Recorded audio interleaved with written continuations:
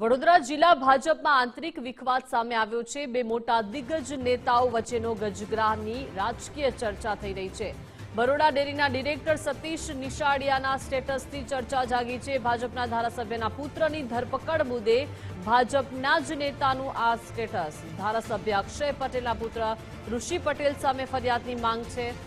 આદિવાસી યુવકને મારવા મામલે એફઆઈઆરની માંગ છે। ખુદ ભાજપના જ ધારાસભ્ય ઋષિ પટેલની ધરપકડની માંગ કરી છે। ભરૂચ જિલ્લા કોંગ્રેસના નેતા ધનરાજ વસાવાની પોસ્ટ વાયરલ કરી છે।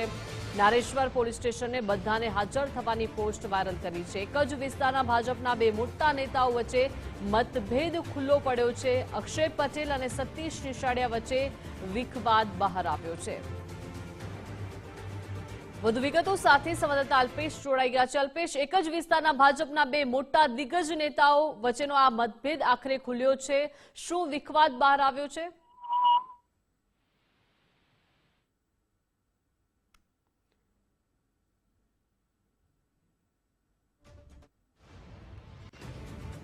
તો ફરીથી સંપર્ક કરવાનો પ્રયાસ કરીશું। વડોદરા જિલ્લા ભાજપમાં આ આંતરિક વિખવાદ જે છે તે સામે આવ્યો છે।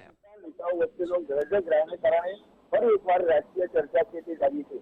પૂર્વ જિલ્લા ભાજપના જે પ્રમુખ છે અને હાલ બરોડા ડેરીના ડિરેક્ટર સતીશ નિશાળિયાએ જે સોશિયલ મીડિયાની અંદર સ્ટેટસ મૂક્યો હતો અને તે પછી આટલી જે ચર્ચા છે તે જગાવી છે।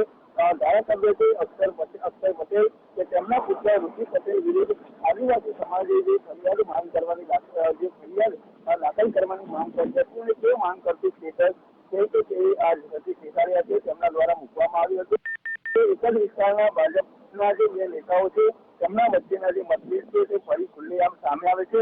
ત્યારે હવે આખો મામલો છે તે ક્યારે સામે આવે છે તે જોવાનું રહેશે।